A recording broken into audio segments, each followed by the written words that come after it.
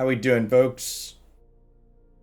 You're playing in another Insight Esports tournament today. Playing Standard 2022, which sounds exciting. This Black Red Midrange deck was the deck I liked the most out of things that we played so far. I thought through some various sideboard plans, made a couple of small adjustments to the main deck from what we played on stream. Kind of hedge Blue-Red Dragons a little bit. Looking forward to battling some Magic today.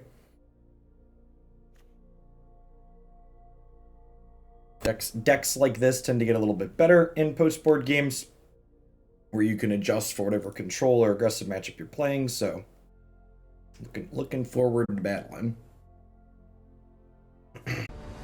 Alright, let's do it. I've got a couple of Legion Angels, as well as Sparring Regiment for cards in their sideboard. They actually don't have that many cards in their sideboard, because they have a bunch of lessons and stuff. Opponents going first. That hand's fine for us. Got some cheap removal and a card like Paladin here.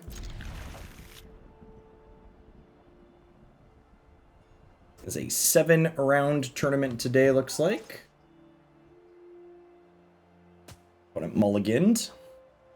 And basically have threat triple removal with Shatterskull Smashing threatening to be a double removal spell.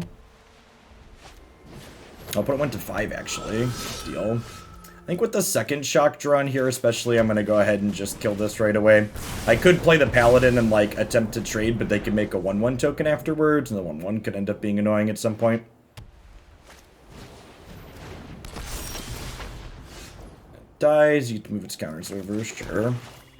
Drawing all 3 of our shocks game 1 against the white aggro deck is probably a little above average.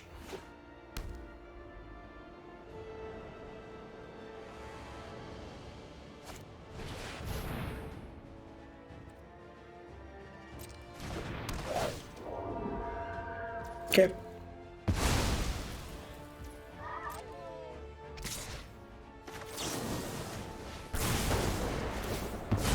The Faceless Haven actually pretty annoying here. I don't really have a clean answer to that in my hand. I think I'm gonna go ahead and just Inscription of Ruin and take the last card out of their hand here. Even if it's a land, it would have activated Faceless Haven. So now I gotta decide, do I want to play Valki or do I want to save for Tibalt? I'm technically only 2 lands off of Tibalt. However, this Faceless Haven's a little annoying, and with this extra shock in my hand here, I could block with Valki plus shock the Faceless Haven if they draw land. And if they don't draw a land here, or they don't draw something useful, I get to play my Mountain and activate Den of the Bugbear and crack in for 6 next turn, which is nice.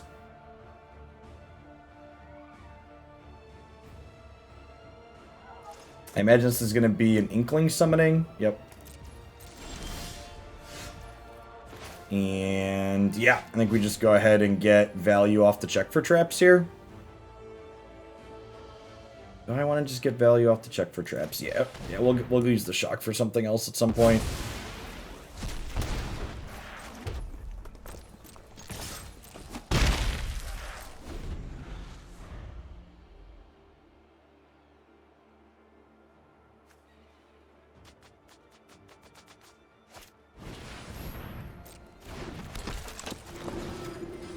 All right, now we have a Reese.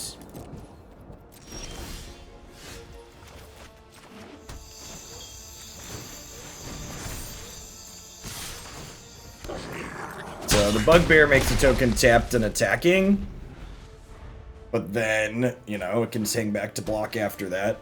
We'll see what they want to do with their Faceless Haven here. I imagine they're just going to attack us for 5, right?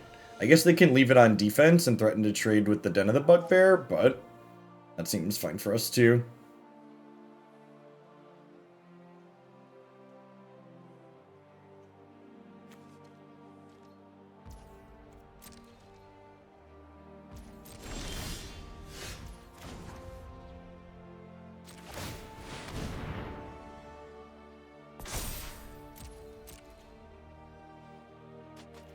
So I'm gonna offer to let them eat the Valki to push 5 damage here, I think. If they want to trade with the... Oh. Maybe opponent didn't realize that this was 5 to activate. I wouldn't have attacked in if that could block. New cards.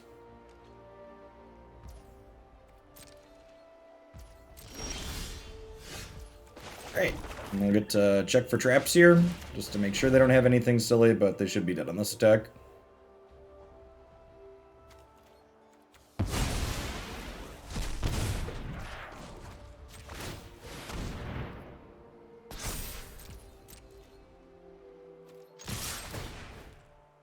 So, even if they trade with the den here, they're still taking 5. Okay, so 4 Rays and some Flunks, and honestly, I think some or all of these Burning Hands come in. The check for traps and Skyclave Shades are coming out here, and I think I want, honestly, probably one of each of these out. Umbral Juke is not necessarily amazing because they have other smaller creatures that they could have, but the fact that this is instant speed and can tag their lands, their creature lands, is nice once their board is empty, and the fact that it just like makes threats if their board is in an empty position feels good for us. Let's take a peek at our curve here. Looks pretty good. 10, 9. These are basically lands in this matchup. Honestly, it could be right to even board down on more of those, because like if I pretend these aren't here, I have 23 lands, plus these is 27, but leaving these in to count as tapped lands means these can be spells more often, and Shatterskull is a pretty good spell. So if I think about this in a way, it's like 23 plus 2 is 25 lands, then count these as spells, except in a pinch. Yeah, I think I like this. My opponent has some Redanes and some Baneslayers on the board. They have a couple of Clarion Spirits I could see coming in, but they don't, like I said, they don't actually have that many board cards because they've got 2 Legion Angels in their sideboard, and they've got 5 lessons to learn into from their sparring regimen.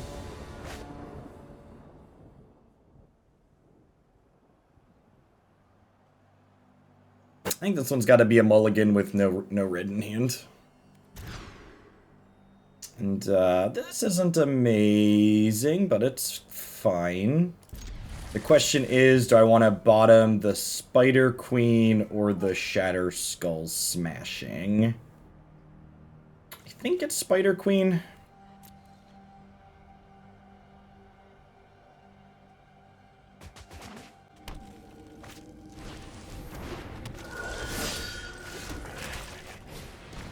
These come into play untapped as your first 2 lands for the turn, so land 1, land 2 for sure. If they attack, I'm going to go ahead and take the trade here if I have the option to. The Professor of Symbology in their deck too. That explains why they have so many lessons, I suppose. They have this as well.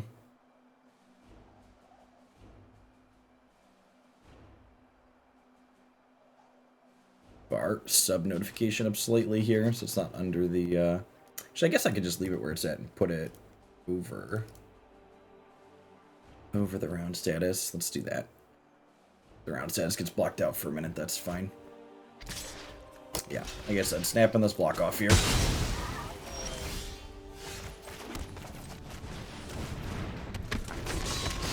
And then looking like the Shatterskull Smashing is going to be a land. The First Strike text on Dragonkin Berserker, super relevant in these creature matchups. If they have a Elite Spellbinder here like they do, I would wager our Flunk's going away. I guess they could take the Smashing too, because they have a bunch of X1s. But something to note about the Smashing is that if they take the Smashing, I can play it as a land without paying extra. So I'd love to draw a red source here. I think with that draw, the Smashing's just got to come down as a land here. If I had drawn a second red, I think I would keep this speculatively, but we actually have a pretty decent curve here at this point, so we get to drop the second Berserker, and then next turn I go land Flunk, and then the following turn we get to start activating Berserker for 5/5s. And they need 2 removal spells here to deal with that. They gotta deal with both of these. So if they have like a Skyclave here, they can get the next one next turn. Okay, there's the Professor. And now there's a question of, do I flunk the Professor or do I flunk the Spellbinder, because my dragon's a 5/5, so if I flunk the Professor and they move them all to the Elite Spellbinder, I can't actually block the Spellbinder with my dragon.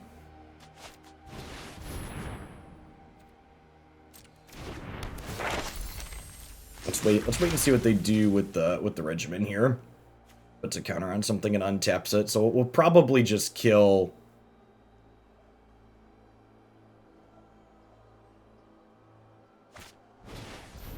We'll probably just kill whatever they go to put a counter on here.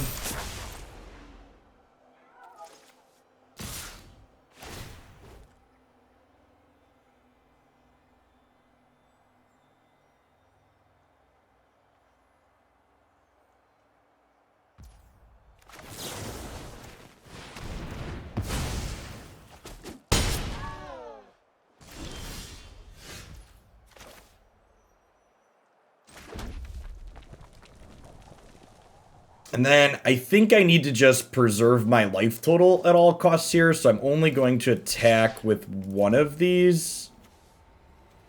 Because I want to leave... Oh, and they're just putting a counter over on this. That makes sense. I wanted to leave this back as a blocker in case they wanted to get into damage with that. So this is attacking for 6 now.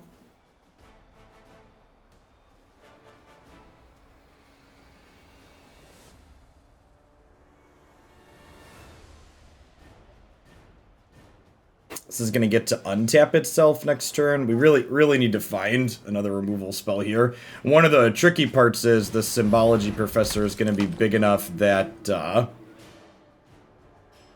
what's the word I'm searching for? It's going to be big enough that I can no longer use Enfeeblement to kill it. So we need to draw...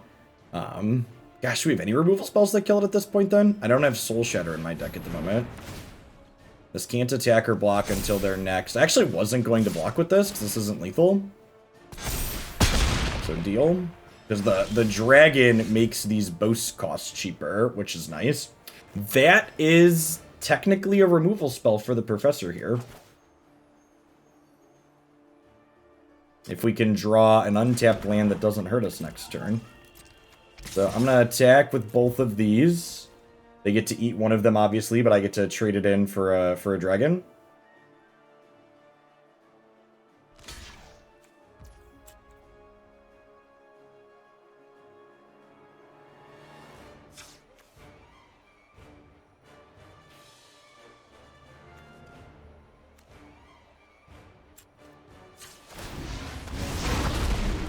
Wait, I'm confused. Why did that cost 3?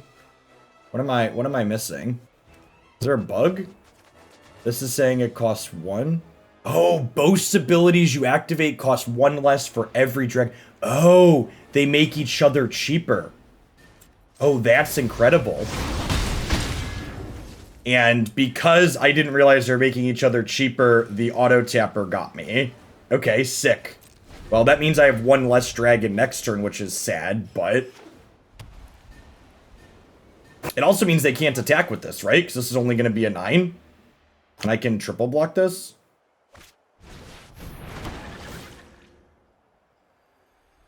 Wow, the fact that I didn't get to play this turn could lose this game because it means I only have 1 dragon next turn. That's super frustrating. I could have made 2 dragons this turn if I'd have... Is this lethal?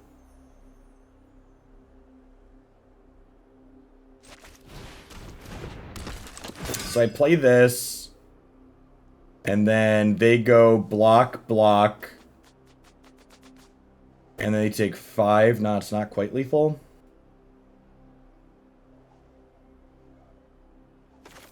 Man, if I could have made 2 dragons this turn, we'd be in an insane spot, right?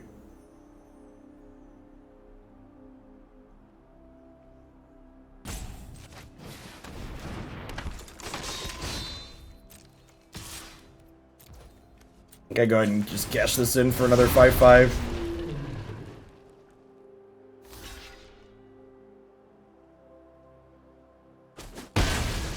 Because they wouldn't have had free blocks. I would have gotten to make 2 here, and then I'd get to make another one next turn.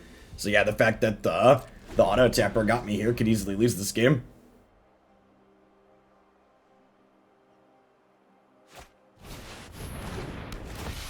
Yeah, Angel's pretty good.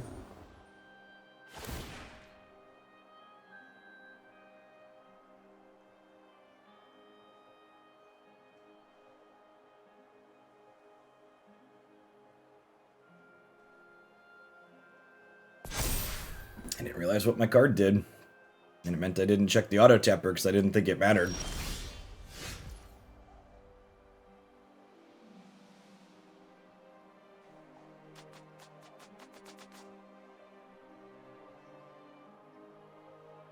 Okay, so this kills this. And then if I attack with everything, they go block, block, take 10, and then they die to these. Because it says menace and I can pump. That's lethal. Forgot I had inscriptions in my deck.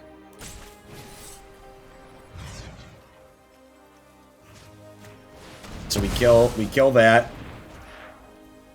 And then I attack with everything. They block here, they block here, they block here. I pump with the Forsworn Paladin, they die. Looks lethal to me. Dragonkin Berserker, really getting to flex its muscles here. As a 2-drop that brawls in combat early against these aggro decks and then scales up in the late game in a very impressive manner. So we're sitting here going through the combat permutations like I just did. And they're going to realize that they're dead to the Paladin. Sick. Sweet first round. Opponent mulliganed a little bit in the first one, but they kept plenty of cards in this game, and I mulliganed, and our Dragonkin Berserkers were able to just put it away, despite a misstep on my part. I have to remember that the Dragonkin Berserkers stack inside of combat. Definitely something that I missed there. Thought they only applied to themselves, not all of them, so that was great. Reading the card explains the card. Interesting that they give you the smiley faces for direct challenge matchups like that.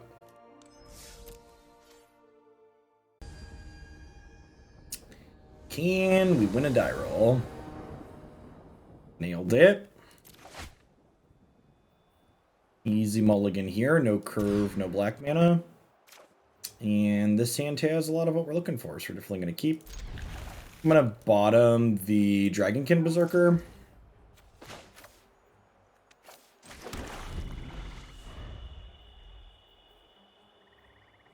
Have our 2-drop. We have a couple of other interactive pieces here.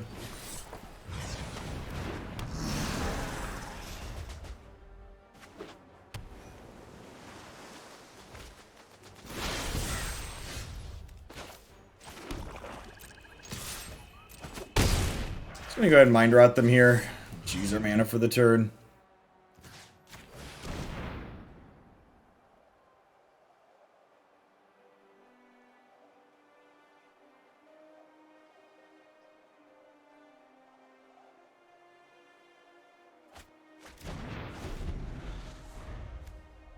Not bad. It's also a little scary, though. One of their 2 worst cards was a Goldspan Dragon.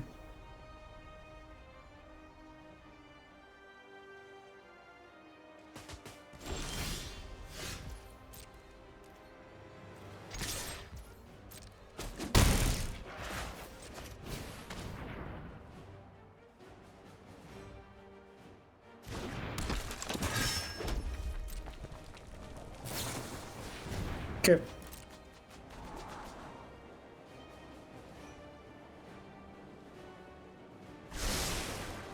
Probably hold this Blightstep Pathway in hand as a way to bring back Skyclave Shade if we don't draw another land.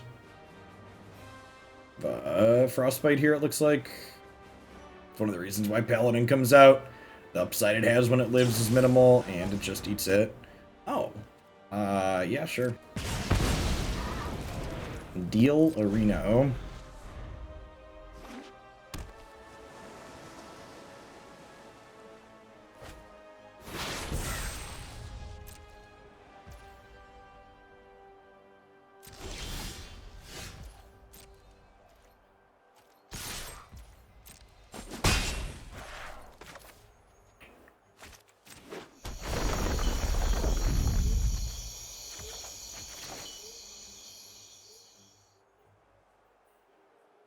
They can kill this with a Frostbite even if it's kick, so I think I'm just going to go ahead and just do this. That way I can hold up the Umbral Juke in case they have a gold span next turn. I could also have a Desert Doom. Either way, Juke is good.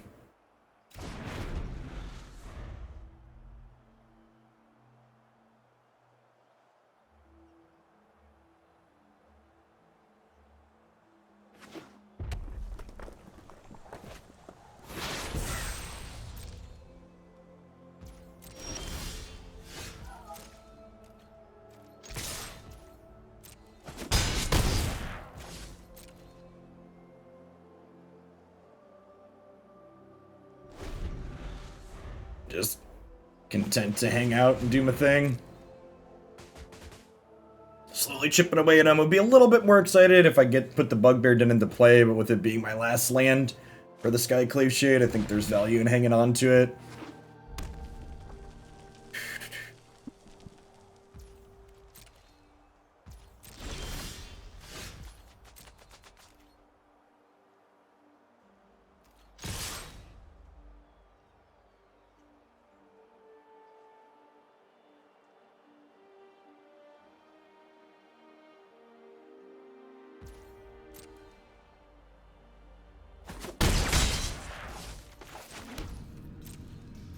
The Hive of the Eye Tyrant here will drop the Bugbear Den down, so that way threaten to do something with that on the next turn if they tap out for something. He's dead, Jim. You got him.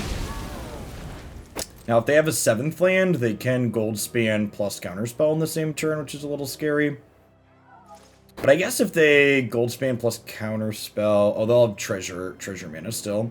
But they're going to kill the Paladin here, too. Them spending their removal spells makes them a little bit softer to the creature lands, which is nice. Skyclave Shade really getting to punch the clock and go to work here, showing off exactly why it's the card I want for this matchup. A little sad that we drew Shock. It's not particularly good, but it could also jump up and deal the last 2 points of damage. These creature lands hit for 3.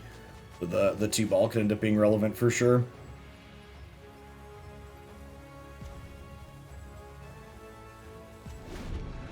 Honestly, if we have another no threat turn, they're probably low enough that we just juke for a token to pressure.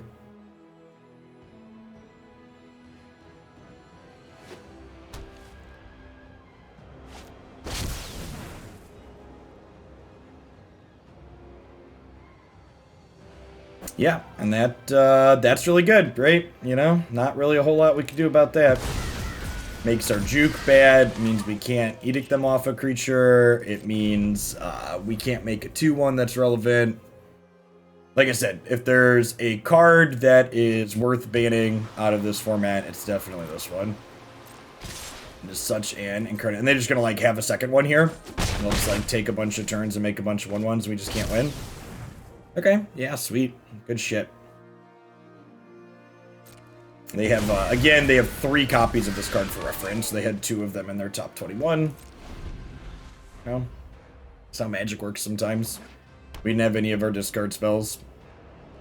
Not that we could have discard spelled the second one, because it also hides itself from discard spells. This game's probably over at this point.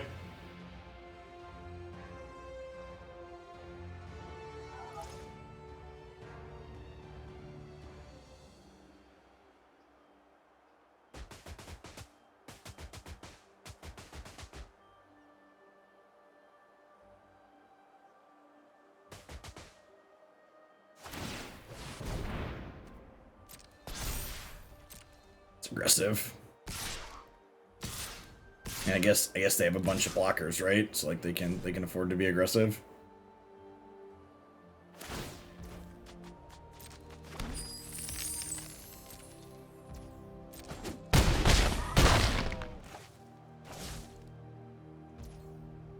You know what?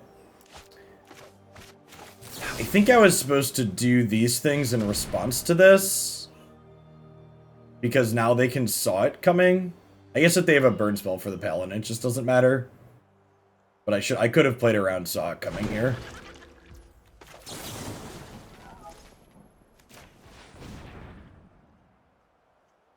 They just have a bunch of expensive bad cards in their hand. They're technically dead on board.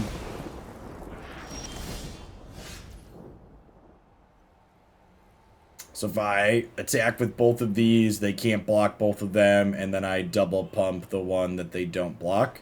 And that's basically our only out at this point, right? Does activating Den of the Bugbear change the dynamic at all? If I activate Den of the Bugbear, they block Bugbear and the 2/1, and then they take 2 only. So yes, I think we just attack and hope they don't have a removal spell. I think there's a strong chance that they have a removal spell here, but we're dead otherwise, so we'll make them have it. Only played 2, so they have 3 more Frostbites and 2 more, what's it called?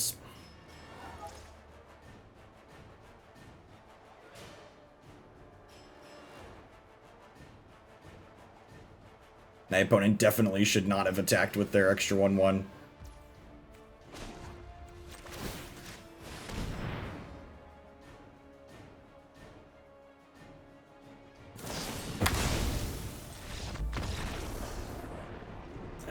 It's a fine attack if they have a removal spell. Alright, so we cut these bad cards because they don't really have a high impact on the game. And like that you just saw there, they just get run over. Bring in Soul Shatter, we'll bring in Ebondeath, we'll bring in Professor Onyx. Really clean, 6 out, 6 in. Click submit. You just be a little bit more aggressive than we were in that game. Perhaps I should have played out my creature land more proactively. Ultimately, I don't think it really mattered. I don't think we were beating two explorers that came with 1/1s there. I honestly think Alduin's Epiphany is probably the 3rd best Time Walk ever printed after Time Walk and Nexus of Fate. Obviously, Time Warp was banned in Historic, but I largely disagreed with that ban. That deck was fine, and that was more in the context of other cards as opposed to a standout on its own. Normally the one big drawback to extra turn spells is that if you don't have a board, they're not particularly effective and don't do a whole lot, and Alduin's Epiphany basically mitigates the primary downside in that it generates board presence for you when you cast it. Really powerful card. The fact that you can like hide it from discard spells too, as part of its built-in foretell feature, is also just removes. You basically can only interact with Alduin's Epiphany via counter magic. Is the only profitable way to interact with it, which is really a tough sell. You can theoretically go under it because it's expensive, but these decks just have so much cheap removal that going under them is largely infeasible. We played the Blue-Red Dragons deck on stream yesterday morning. And playing one of the builds that did well in one of the other Insight events. It didn't lose any games. I think we lost 1 game at the end. It's just like the number of times where like the game's kind of close, you like chain epiphanies and like get completely bailed out. It's just absurd.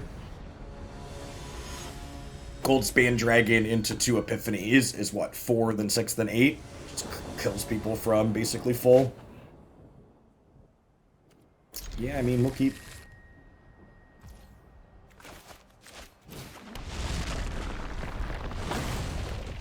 Could be right to be a little bit greedy and hold on to this. Maybe it's useful down the line.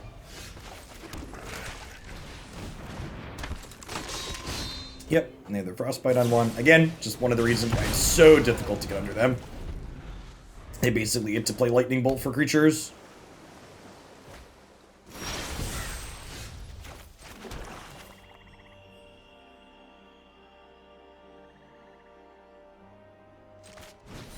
I think I'm just supposed to mind rot them. The odds, especially post-board when they have slightly more removal, of them not having another piece of removal for my Dragonkin Berserker are just so low.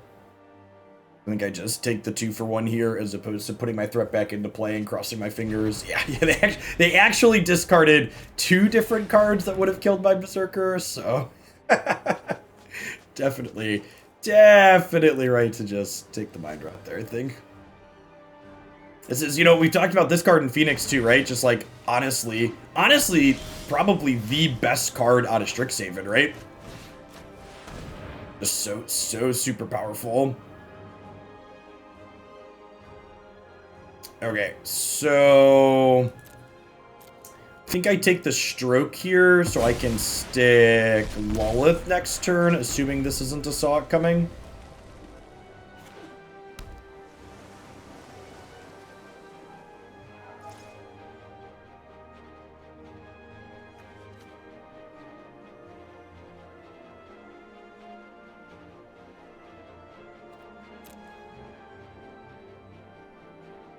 Also has the upside of dealing a damage to them when we take an instance for the extra little jab.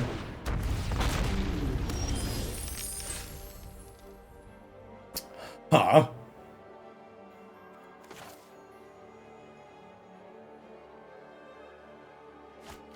Man, that's kind of appealing. I just, like, take their last 2 cards, and that depends on, like, what this is. Getting this resolved is also appealing, because she sits here and draws cards for me. I guess the odds of us getting 2 cards with Inscription of Ruin next turn are high, too. They're just going to generate a 2-for-1 with this. This deals damage to Planeswalkers, too. Alright, I'm going to go ahead and just take their hand away here.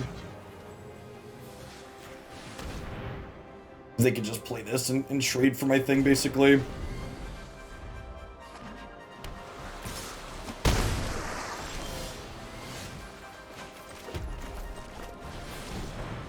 This is a counterspell.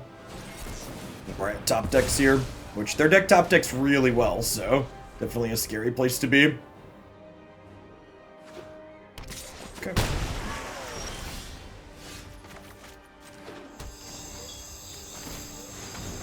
It's a shame this is the Hive of the Eye Tyrant and not the Bugbear Den, because the Bugbear Den snowballs and attacks for 4 and then 5, etc. So, definitely be much better in this situation.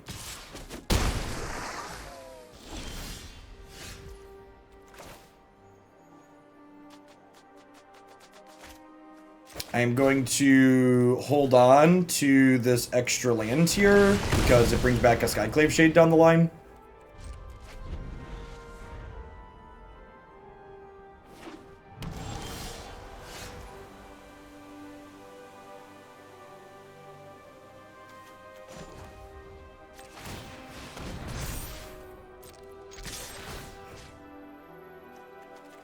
I don't think it matters what's in their graveyard here. This is again another land for Skyclave Shade.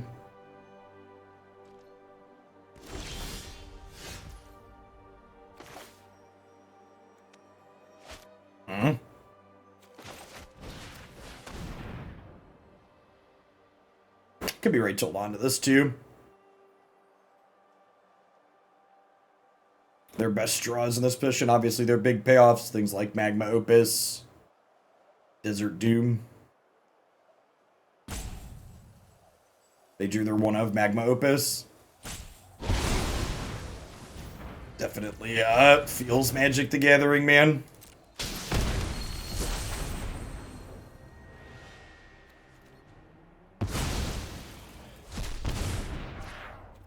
That's their actual only Magma Opus, right? Yes, they have 1 singleton copy of Magma Opus.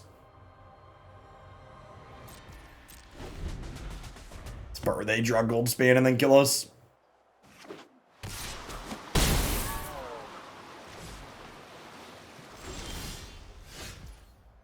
Okay.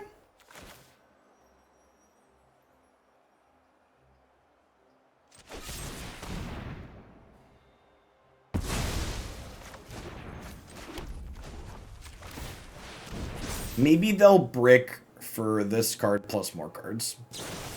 Rats. And I mean, draws like Magma Opus, like I said, why it's very scary to be in a top deck race against the opponent's archetype.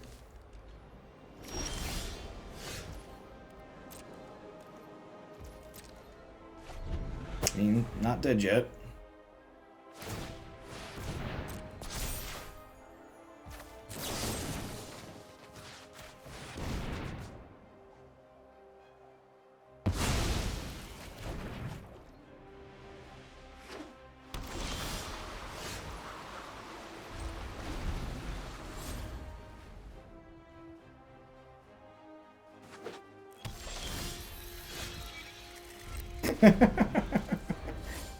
Well, yikes. Statistically dead.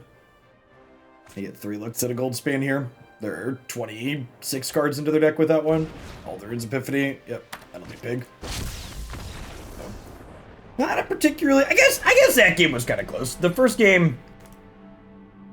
I guess the first game was close-ish too. Alderan showed up and like stuffed us in a little box both times to put it away, but the draws would have broken a little bit differently in either of these games. I think we could have gotten there. So I don't know. There's a good chance our deck's just not good enough against blue-red dragons. The blue-red dragons deck is much better than everything else in this format, but we'll see. It's going to take a little bit of time for things to develop and find that out. Want another die roll? Running hot with those so far today.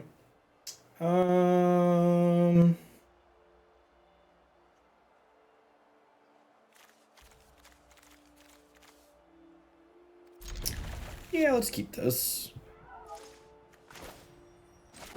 We check for traps on 2. Which is why I'm not playing this on 1, because I'm not playing this on 1. I want to play this out before it requires to be tapped. That, I'm going to check for traps.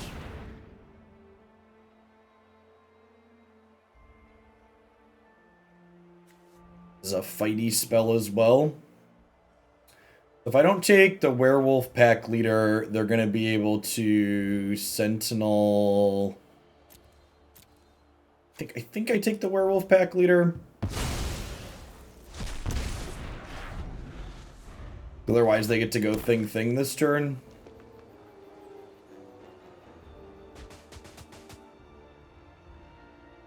They draw another 2-drop. Kind of surprised they didn't play Mammoth as a tap land.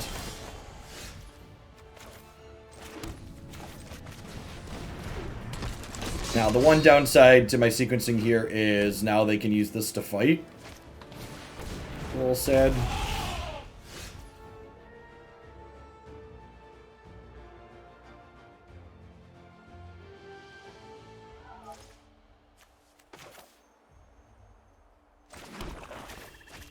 It's a shame we don't have a removal spell here.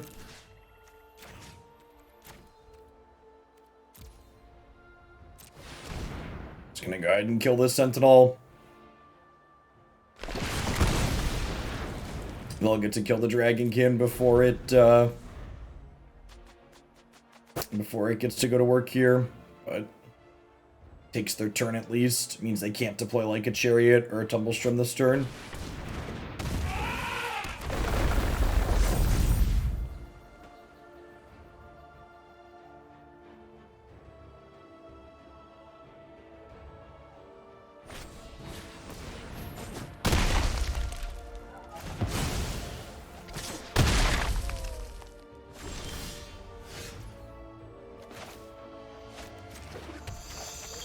Matchup where our discard spells are definitely boarding out, so it's a little sad to be drawing all of those.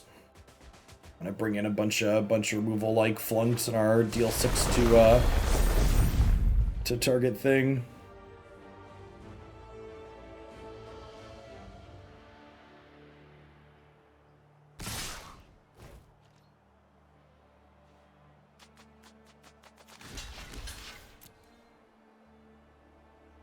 I'm trading for their Sentinel here. Dive. I return to the abyss. Aren't I the generous one?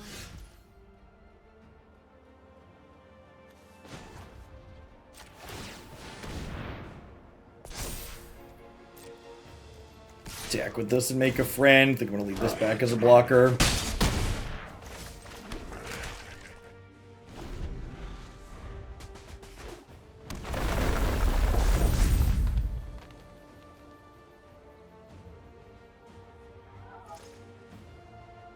Dead to Inscription, dead to Blizzard Brawl.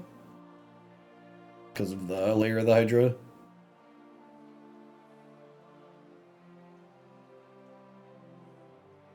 And he put us at 3 here regardless.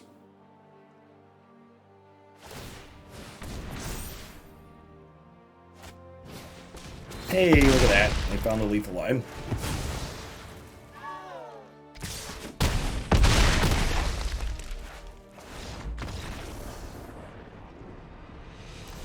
Okay, so our gamble on more Ray of Enfeeblement than Burning Hands.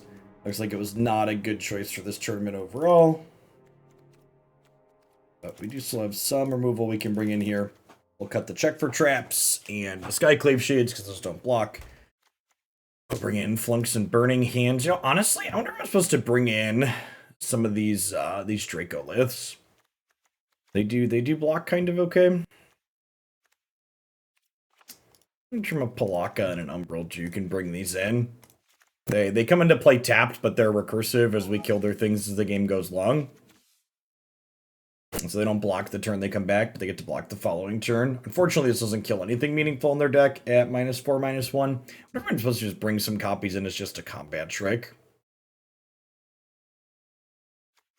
Umbral Juke's pretty slow. I'll bring in one. I don't think I ever want to draw 2 copies of it, but the first one could maybe save us and allow us to kill on a backswing. I guess the -4, -1 is actually pretty good against their fight spells. Maybe I do want those as just like counter target fight spell / win combat. I could actually see that being okay. Yeah, maybe I do want those here. Thinking it through more how they play out versus what their deck has going on.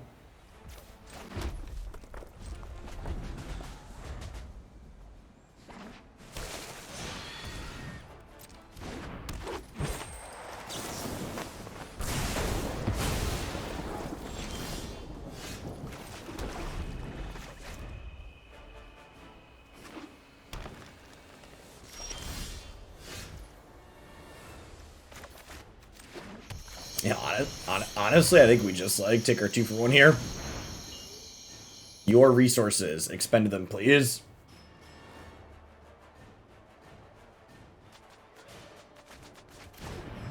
Okay. I mean, like, those are just lands, but, like, they have the deck full of landfall creatures and, like, these types of things, so... Well...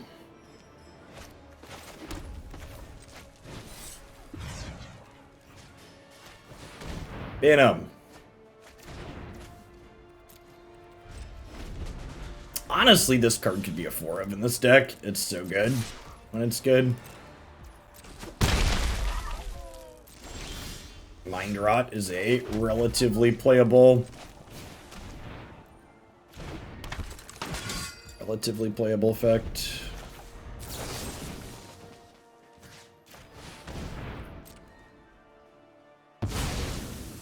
I'm gonna do this before they can activate a creature land to save it.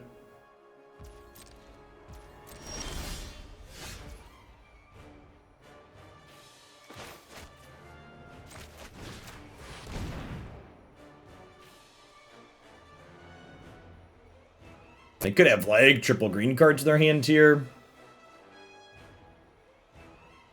Yep.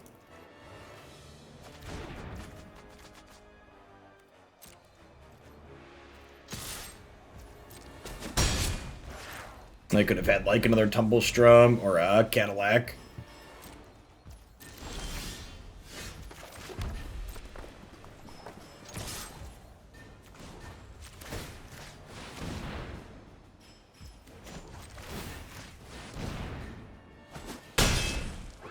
Well, it's not cheap, but it's closing out.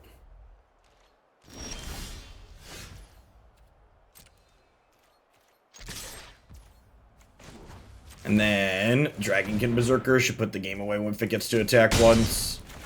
But shouldn't be able to recover from a 5/5 dragon. You know, it looks like our opponent stumbled here, but we induced a stumble.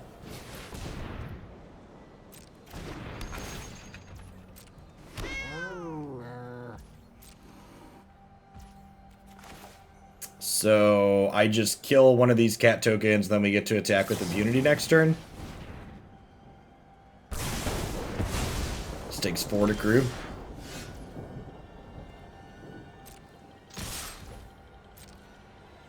It says Menace. This is first strike.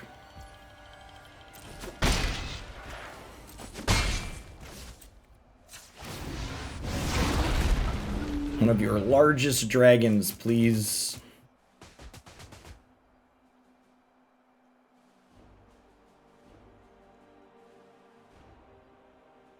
I wonder what the logic was behind this thing making 5/5s instead of 4/4s.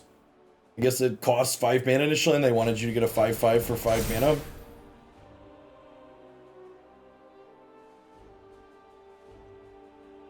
Well, I guess if they have a Blizzard Brawl here, they could Brawl the dragon token?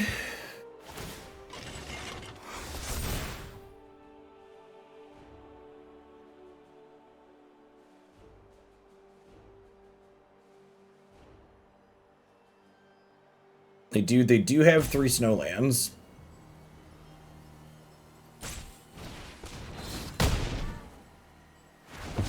Yeah, I might want... I think I'm going to bring in those other -1/-1 cards. I think I'm going to bring them in.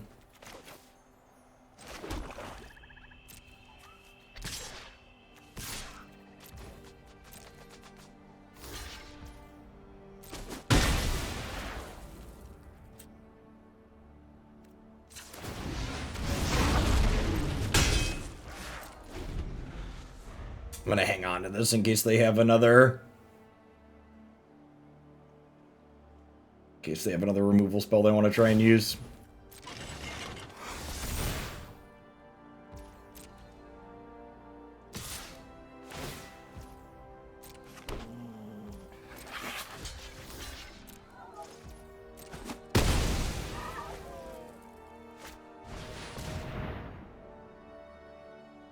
So they're dead in the air to the Forsworn Paladin activation?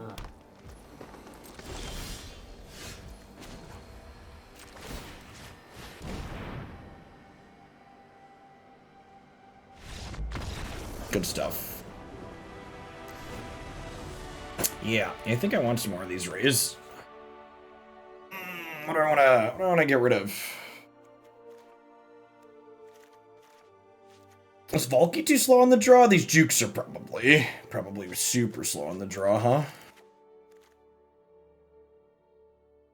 Maybe we go down to 2 Valki. I guess Valki on 2 taking a creature out of their hand isn't bad in this matchup, so if I put this here on curve, it's pretty realistic. Do I want the 4th ray? They have 4 brawls and 2 inscriptions. It's a lot of fighty.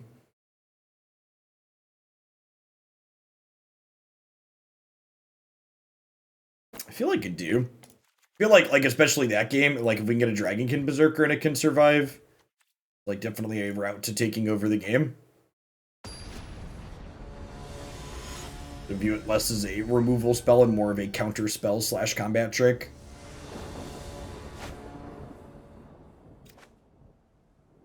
Sure. Shock your turn 1 Sentinel. Play Valki on 2.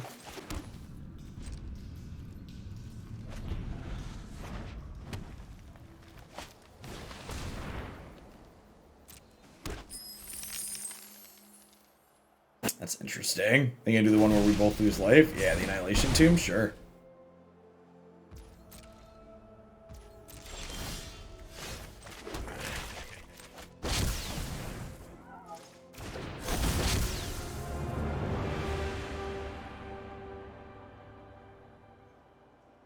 So I'm going to take the Mammoth, because the Mammoth would let them go land, Blizzard, Brawl, kill my thing. And now they have to draw a 3-mana creature.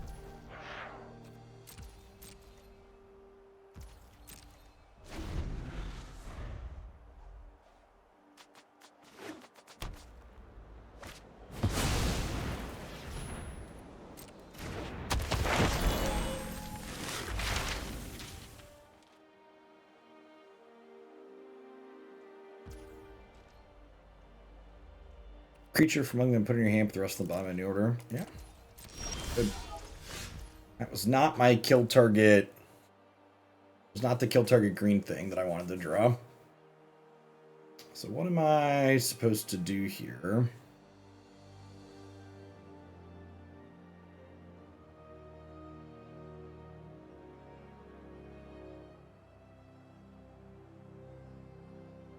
It's probably just Inscription of Ruin, huh?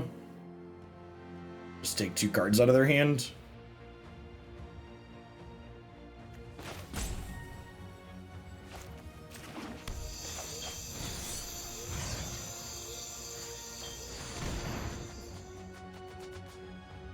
So they lose their lesson in something else. Good chance they keep, like, the Snowland and Blizzard Brawl.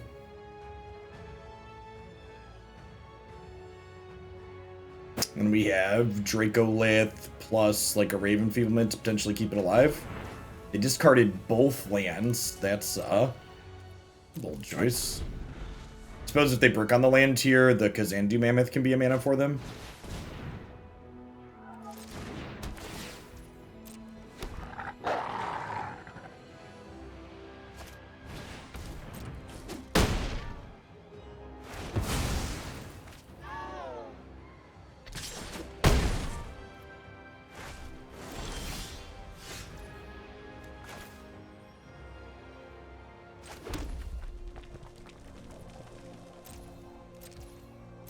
Second Shock isn't terrible.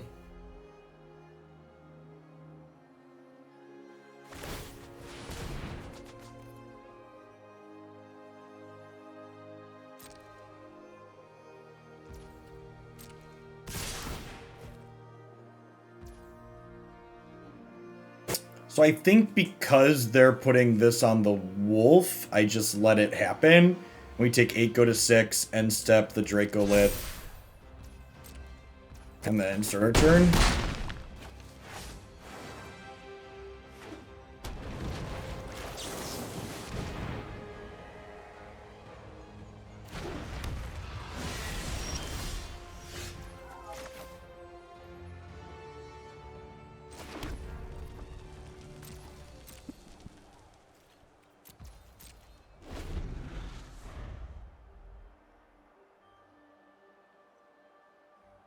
So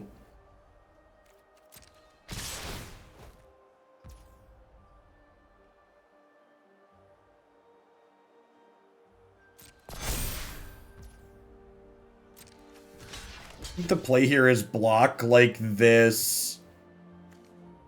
I cast a creature not named this died. So I go to 1 and then I bring this back into play. I think is the play here.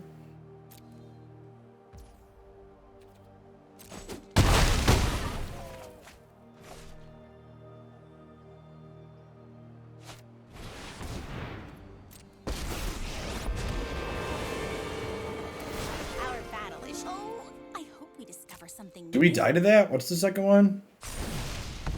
Discard a card.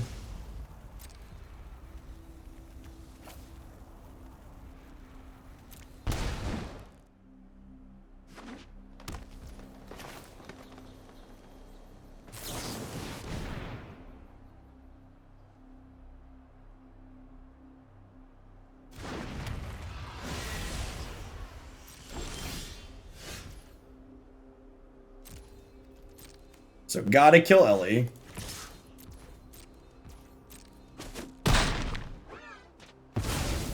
Now that could have gone better. And then we have double shock to kill one and Ray of Enfeeblement to not die to the other. Their creature land.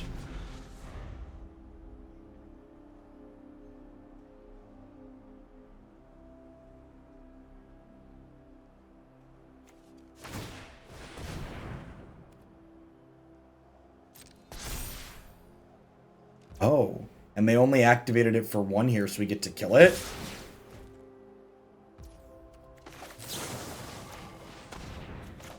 Oh, they could have a Ranger's Guile as their last card in hand. They do have 2 of those in the board. Oh, doesn't look like it. Okay.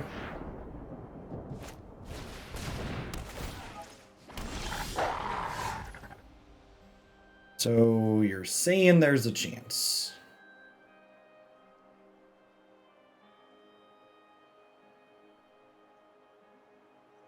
Do I play around a Snowland off the top is the question.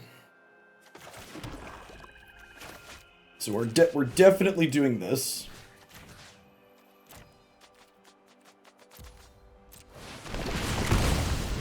Oh, I think I'm supposed to hit them for 5. I think I'm just supposed to die to the Haven if they have a Snowland.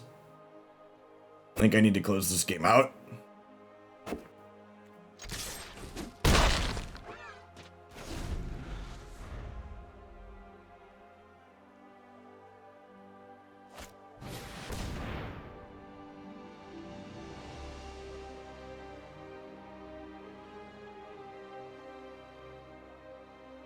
They'll get 6 cards and take a creature. They got some choices here, obviously. That's a removal spell for Old Growth Troll. Alright, so now the count is... I think we den of the Bugbear, obviously.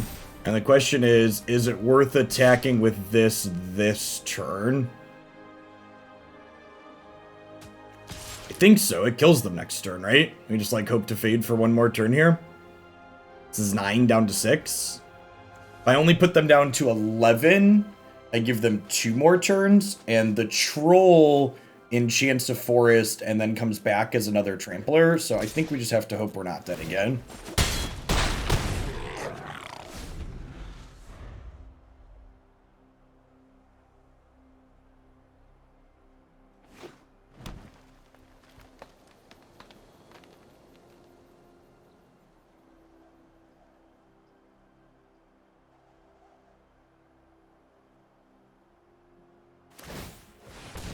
Yeah, well played, opponent. I think I'm happy with my play there. No. Yeah, I think we're supposed to clock him and make him have it. At any rate, I'm going to go ahead and drop from this tournament. I think at 1 and 2, the odds of us getting prizes are incredibly low. Outside of the Blue-Red Dragons match, that was actually a lot of fun. The 2 other matches that we played were quite fantastic and close and interesting. This last one was down to the wire there. I definitely think that boarding in the Ray of Enfeeblement was a good choice there. The fact that it helped us play around the removal spells is definitely worthwhile because our Blizzard Brawls are just so important there. I think we definitely would have won that last game on the play. Little unfortunate. Definitely, you know, a little bit of mid-range deck problems. Like, we lost the first game because we had a bunch of discard spells instead of removal spells, and then our post-board plan was very, very reasonable there, but we were on the draw because we lost game 1 to having wrong half problems. At any rate, I'll be back tomorrow. If you are interested in playing some Standard 2022, we will be having the Hoaglandia Open tournament starting at 10 a.m. tomorrow morning. Myself and Ali Andrazi will be providing coverage of that tournament all day, so hopefully you will drop on in for some. That tournament will not have downtime like this one, so we'll be bringing you matches back to back to back to back, so hopefully catch some